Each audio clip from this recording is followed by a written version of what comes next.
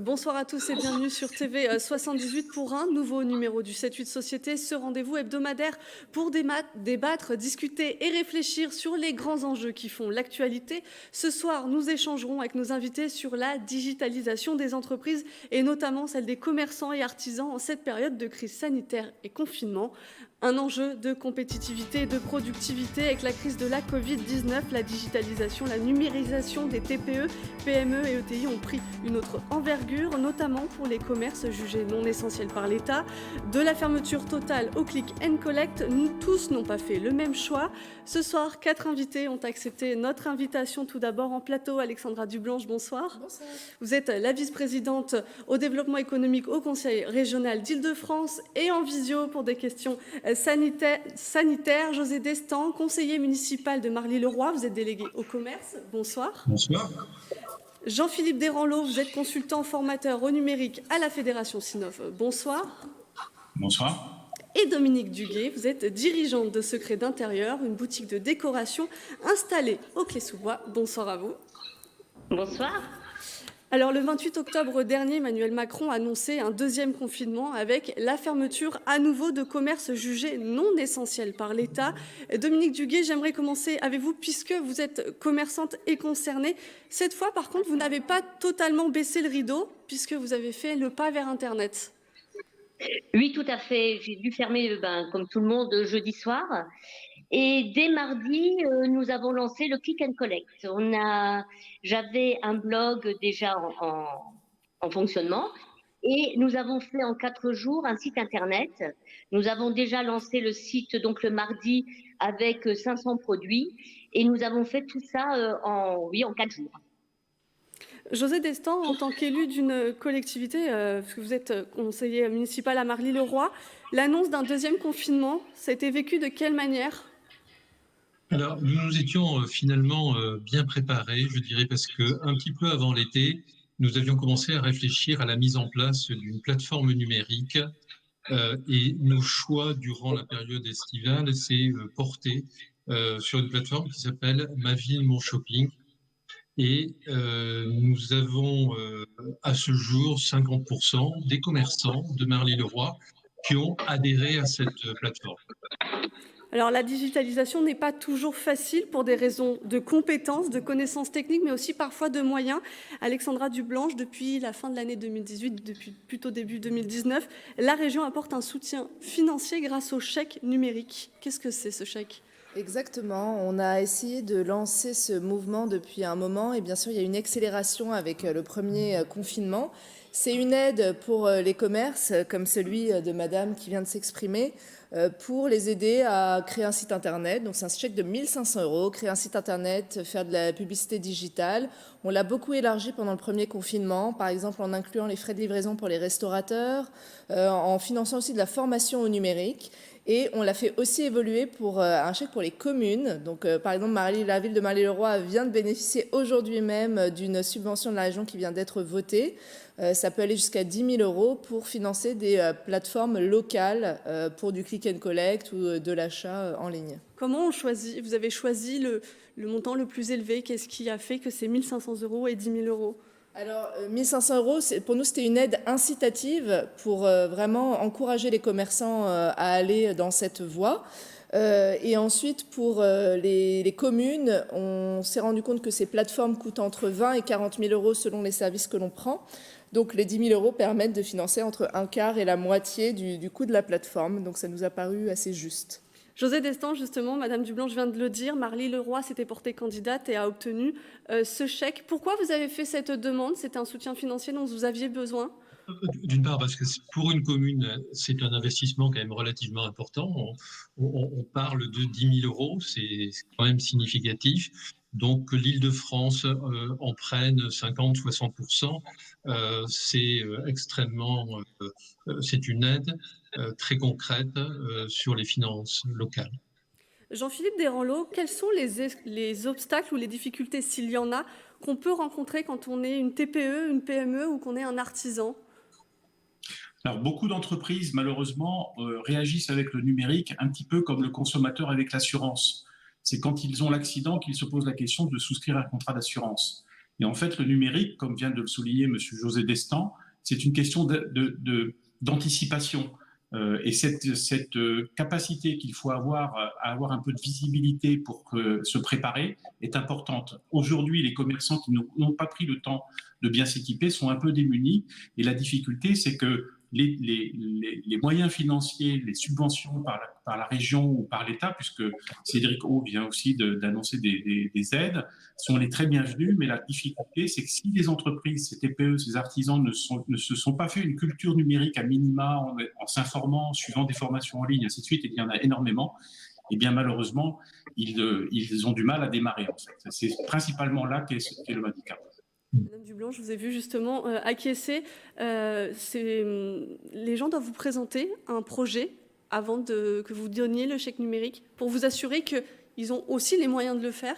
Alors non, parce qu'il faut que ça soit très simple. Il ne faut pas qu'il y ait un obstacle. Déjà, on a vraiment du mal on a eu du mal à ce que ce mouvement s'enclenche. Donc effectivement, comme vient de le dire monsieur, il a fallu une crise pour que vraiment beaucoup de commerçants prennent conscience de la nécessité du numérique. Après, ce qui est très important, effectivement, c'est la formation. Déjà, nous, quand on a lancé ce dispositif, on essaye d'éviter les doublons pour une terme d'efficacité. Donc, on a vu que la CCI, la Chambre de métiers notamment, faisait de la formation. Et donc, on est arrivé en complément. Et donc, maintenant, même des formations, par exemple, monsieur, ça peut rentrer dans le financement du chèque numérique, de la formation numérique pour avoir une culture plus long terme. Dominique Duguet, vous êtes lancé comment ? Il y a eu vos salariés qui vous ont aidé, vos proches, mais vous aviez des connaissances ? Alors, moi, je n'ai pas vraiment de connaissances. Bon, j'ai la chance d'avoir un mari qui est informaticien, même s'il n'est pas du tout dans le domaine du web, mais bon, c'est un peu plus facile. Et comme je vous le disais, j'avais déjà un blog. Donc, en partant du blog, on a créé ce fameux site Internet. Et on travaille avec un outil très simple qui est WordPress, qui est un outil totalement gratuit et très accessible, très facile à manipuler. Jean-Philippe Desranleau, aujourd'hui aussi, il y a énormément de réseaux sociaux. Beaucoup de commerces communiquent de cette manière. Est-ce que le site Internet est toujours un outil recherché ou finalement il faut aujourd'hui encore s'adapter ?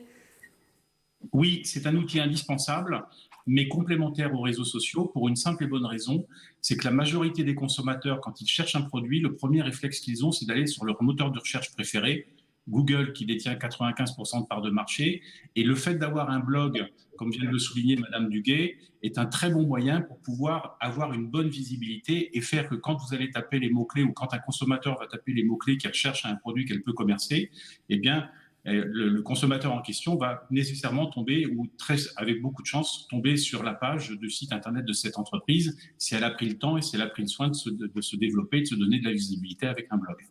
Quel est le premier conseil que vous donnez à une entreprise, un artisan qui vient vous voir sur cette question-là ? J'ai envie d'être vu, j'ai envie de passer au numérique.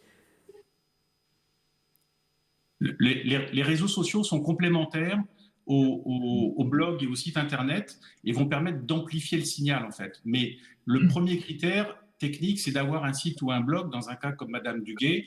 Mais il ne faut pas oublier non plus un point très important qui est la satisfaction client. C'est parce que vous avez des clients qui sont satisfaits que derrière, tout ce que vous allez faire via le numérique va pouvoir être amplifié et exploser en termes de visibilité et de chiffre d'affaires. Dominique Duguet, je vous voyais, vous vouliez intervenir ? Oui, tout à fait, parce que les réseaux sociaux sont vraiment liés avec le site. J'ai fait également une boutique sur Facebook et du coup qui est liée directement à mon site. On découvre le produit sur Facebook et on clique et on va sur le site pour l'acheter. Donc ça, c'est vraiment très important. Les réseaux sociaux sont essentiels, mais le site également.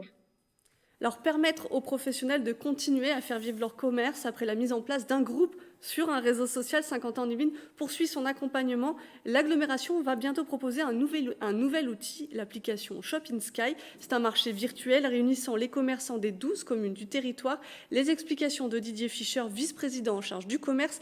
L'entretien est réalisé par Nicolas Dandry.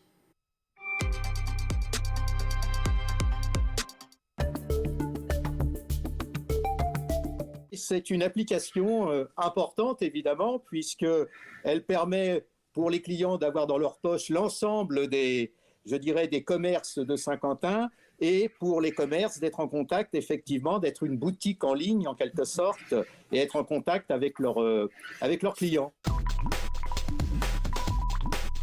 c'était une idée qui existait depuis quelques mois, mais dans le contexte actuel, vous pouvez comprendre qu'on a accéléré le processus parce que c'est une aide indispensable à l'heure actuelle aux clients. On parle beaucoup à l'heure actuelle du click on collect, bien, et c'est cela d'une certaine façon. Hein. C'est cela, et c'est mettre à disposition des commerçants une application qui est une application gratuite pour eux et qui va permettre, en principe, de les aider dans la période actuelle. Le 20 novembre, l'application sera en ligne. Il suffira pour eux de charger cette application et ensuite, ils n'ont plus qu'à naviguer sur cette application, choisir les commerces dans lesquels ils souhaitent d'une manière se rendre déjà dans un premier temps d'une manière virtuelle et ensuite d'une manière plus concrète en allant retirer les produits qu'ils ont achetés. Alors cette question de la digitalisation des entreprises, du soutien aux commerçants dans leur transition numérique, c'est le thème du Sky Echo du 13 novembre dernier. Le magazine préparé et présenté par Nicolas Dandry est à voir et à revoir sur notre site Internet. Alors on retrouve nos invités pour parler de cette digitalisation des entreprises. José Destan, Saint-Quentin-en-Yvelines a fait le choix d'une application mobile. À Marly-le-Roi, vous êtes dirigé vers une plateforme Internet Ma Ville, Mon Shopping, ce que vous disiez tout à l'heure. Pourquoi ce choix ? Alors, ce choix, si vous voulez, semblait remplir et bien checker un certain nombre de fonctionnalités qui nous paraissaient importantes. On pense qu'il y a des changements très significatifs dans les habitudes de consommation liées à cette crise sanitaire, mais il y a également une tendance de fond. Donc, on voulait un outil qui nous accompagne bien dans le moyen et le long terme. Cette plateforme répondait à nos besoins parce que, en fait, elle permettait d'avoir une utilisation à la carte, c'est-à-dire qu'en fait, on pouvait l'utiliser, un commerçant pouvait l'utiliser pour un simple référencement. Il pouvait l'utiliser pour faire du click and collect, c'est-à-dire en fait de l'achat en ligne avec retrait en magasin. Il pouvait également faire de la réservation en ligne avec paiement en boutique. Et puis, il y avait la fonctionnalité livraison par Chronopost, puisque Ma Ville, Mon Shopping est une filiale du groupe La Poste. Donc, c'est pour toutes ces raisons, si vous voulez, qu'à Marly-le-Roi, nous avons proposé à nos commerçants cette plateforme. Au 16 novembre, 50 commerces installés sur votre commune ont rejoint cette plateforme. Il a été dur de les amener avec vous. Au contraire, c'était presque eux qui vous poussaient.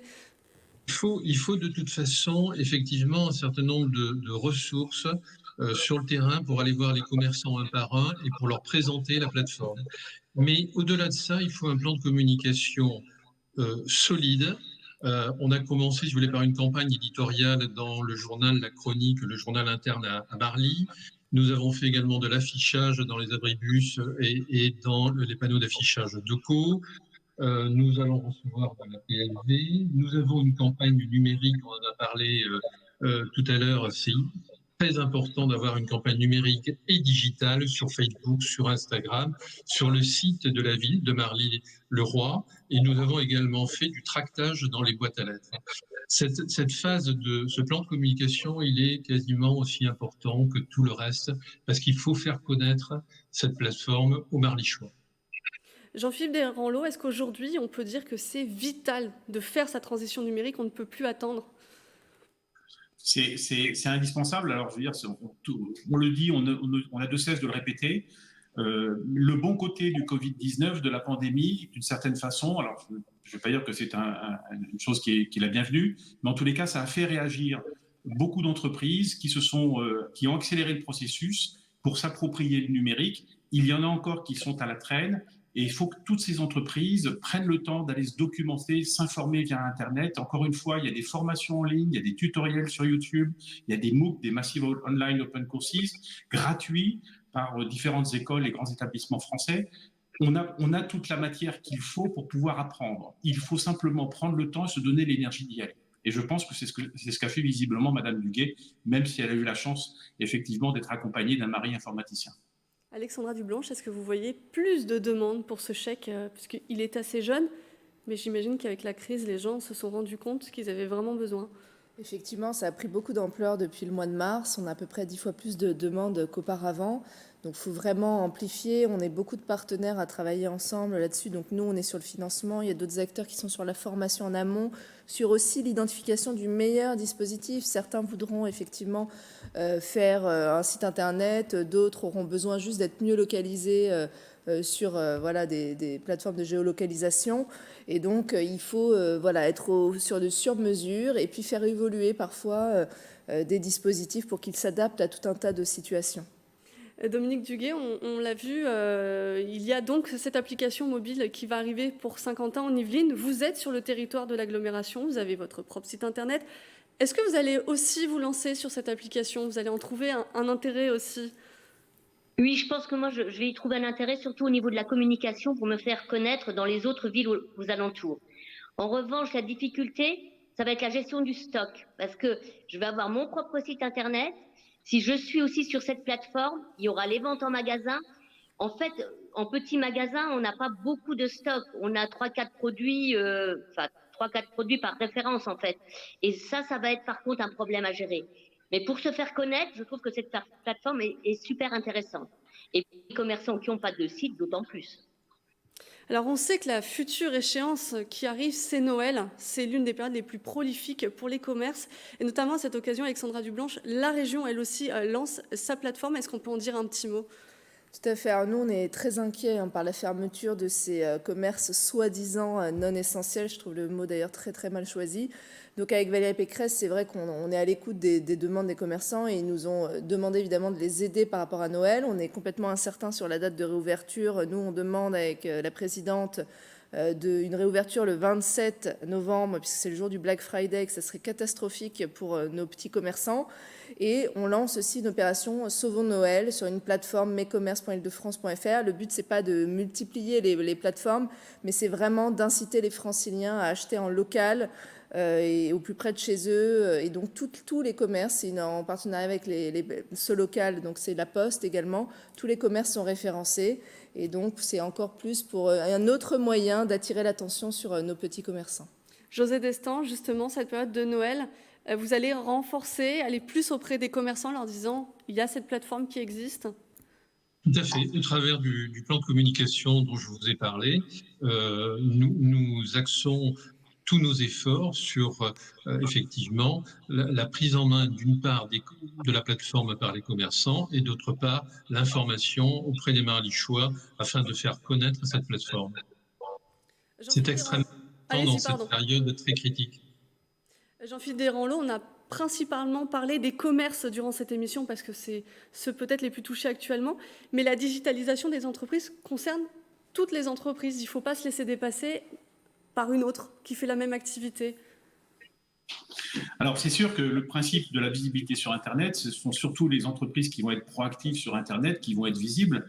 Et un des moyens extrêmement simples dont encore beaucoup d'entreprises n'ont pas conscience, c'est que tout simplement avec les smartphones et avec la qualité des smartphones que l'on a aujourd'hui, quel que soit le modèle que l'on utilise, on peut très facilement faire des petites vidéos qui vont permettre de parler de ses services, de son produit, de ses réalisations, que l'on soit commerçant, que l'on soit artisan.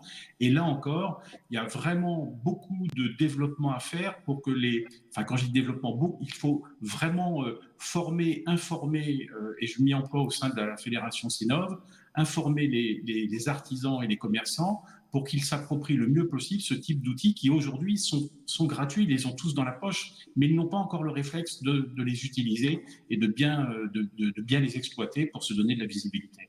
Qu'est-ce qui me fait qu'il n'y a pas ces réflexes? Une inquiétude, parfois peut-être liée à des générations aussi, le fait que les réseaux se développent très vite aussi? Principalement un manque de curiosité, un manque d'initiative. On est dans une société en France où on a toujours peur d'être jugé, d'être critiqué quand on se rend visible, mais il faut se jeter à l'eau et puis c'est comme ça qu'on apprend à se servir du numérique. Les enfants, quand ils apprennent à marcher, les premiers pas, ils tombent, ils se font mal aux genoux et puis progressivement, ils avancent et puis à un moment, ils vont devenir équilibristes et ils vont courir avec leurs copains. Et bien, au niveau du numérique, c'est vraiment l'identique. Il faut que les artisans se lancent, se jettent à l'eau, apprennent à se servir de ces outils, partagent avec leurs pairs. Ça, c'est un très, très bon moyen au sein des syndicats professionnels, au sein des chambres de métiers, des chambres de commerce, de pouvoir partager ces expériences. La CPME le fait énormément. Il ne faut pas se priver d'échanger entre pairs. faut que les gens soient curieux. Dominique Duguet, notamment, on parlait avec les téléphones, on peut tout faire maintenant, on peut se filmer. Vous êtes même lancé dans du visio-shopping. Vous avez des prochaines idées à proposer à vos clients? Pour l'instant pas, je vais déjà essayer de faire correctement ce que j'ai lancé. Donc effectivement, je fais le visio-shopping, c'est-à-dire que je suis dans le magasin, les clients sont chez eux et je leur présente les produits qu'ils souhaitent acheter. Quand ils ont des questions pour avoir des conseils et tout, je les conseille en me promenant dans le magasin et en leur montrant les produits un par un. Voilà, ça fonctionne bien, mais ça demande effectivement beaucoup d'investissement, tout ça, mais ça vaut le coup. Je suis contente du résultat. En tout cas, le click and collect et le visio shopping fonctionnent bien. José Destan aussi, vous réfléchissez à d'autres solutions peut-être numériques pour accompagner vos commerçants ou même la ville? Non, de toute façon, toutes les solutions sont bonnes. Nous, on a fait le choix d'une plateforme. On est vraiment concentré sur cette plateforme. On développe d'importants moyens pour que ça fonctionne. On assiste beaucoup les commerçants, si vous voulez, pour se mettre en ligne. C'est-à-dire qu'il faut aller les voir. Il faut leur dire de mettre 20, 25, 30 photos, voire une centaine de photos. Il faut vraiment les assister, les soutenir afin que l'opération, globalement, fonctionne. C'est très important dans cette période, mais aussi c'est très pédagogique, c'est-à-dire qu'en fait, on leur montre comment faire et puis ils prennent un peu plus d'autonomie et de responsabilisation pour le faire eux-mêmes. Alors on va finir avec 1 minute à peu près chacun. Je voudrais commencer avec vous, Jean-Philippe Desranleau, pour motiver ou conseiller les derniers réticents. Qu'est-ce qu'il faudrait faire? Quel est le truc le plus facile? Et dire, ça prend un peu de temps, mais ça donne du résultat. Je pense que le plus simple, c'est tout simplement d'aller voir ses confrères qui utilisent le numérique et puis de leur demander de nous aider, de nous expliquer, de se faire expliquer, de se faire aider, de se faire accompagner pour pouvoir justement s'approprier le numérique. Parce qu'en fait, s'ils s'adressent à leur pairs, ils se comprendront beaucoup mieux et beaucoup plus facilement parce qu'ils parlent du même métier. Ils sont plus associés, partenaires que concurrents. Et ils vont jouer la carte de la complémentarité. Et c'est collectivement qu'ils vont avancer ensemble. Dominique Duguet, vous disiez vos clients en sont satisfaits. Est-ce qu'il y en a que vous n'avez pas réussi à retrouver encore et que grâce à tous ces moyens numériques, vous espérez les faire revenir avec vous? Excusez-moi, j'ai eu un problème de connexion. Pourriez-vous répéter votre question? Savoir si vous avez des clients que vous n'avez pas encore revus parce qu'ils n'ont pas encore pris connaissance que vous aviez tous ces moyens numériques. Oui, bien sûr. Mais je fais encore une autre action, c'est-à-dire que j'ai un très gros fichier client et j'ai envoyé plus de 2000 mails en leur annonçant le site. Donc effectivement, je suis quand même très saisie, même si tous ne sont pas revenus, je sais qu'ils vont venir. Et en fait, il y a une énorme solidarité des clients. Beaucoup sont venus pour m'apporter leur soutien en achetant des petites choses ou des choses importantes, mais vraiment, il y a un réel soutien des clients et ils tiennent vraiment à leur commerce de proximité. Ça, j'en suis persuadée et ça va en progressant. Depuis le premier confinement, les clients sont de plus en plus fidèles, je trouve. Et José Destan, vous, sur Marly-le-Roi, est-ce que vous voyez que cette plateforme, les gens y vont? Et en fait, est-ce que ça fonctionne de passer au numérique? Alors, l'avantage, si vous voulez, d'une plateforme comme celle que nous avons retenue, c'est qu'effectivement, on reçoit un certain nombre d'indicateurs très précis toutes les semaines et on voit la progression, on voit le nombre de vues, on voit le nombre de boutiques en ligne, on voit le nombre de produits. Donc, on a des critères, je dirais, très, très factuels. C'est aussi pour ça qu'on a choisi ce type de plateforme. Et Alexandra Dublanc, je vais terminer avec vous. Est-ce que le but, notamment avec ce chèque numérique, c'est qu'un jour, toutes les TPE, PME, entreprises d'Île-de-France soient trouvables sur Internet? Écoutez, on pense que c'est indispensable au-delà de la crise que nous traversons. Moi, ce que je voudrais dire ce soir, c'est quand je vois le dynamisme de ces commerçants, je le vois aussi à Sartrouville, moi où je suis élue au commerce, c'est vraiment impressionnant, c'est admirable. Et nous, par exemple, on met beaucoup l'accent justement sur la formation de nos commerçants à Sartrouville. Et donc voilà, moi je leur souhaite surtout beaucoup de courage. On est là avec des aides qui ne règlent pas tous les problèmes, j'en ai bien conscience. Mais en tout cas, on est vraiment à leur côté et on espère que Noël se passera bien et qu'il y aura un rattrapage important de chiffre d'affaires. Merci. On va se quitter sur ces mots. C'est la fin de ce 7-8 Société. Merci à tous les 4 d'avoir accepté notre invitation. Ce 7-8 Société est à revoir sur notre site internet et notre application mobile. On se retrouve la semaine prochaine pour une nouvelle émission.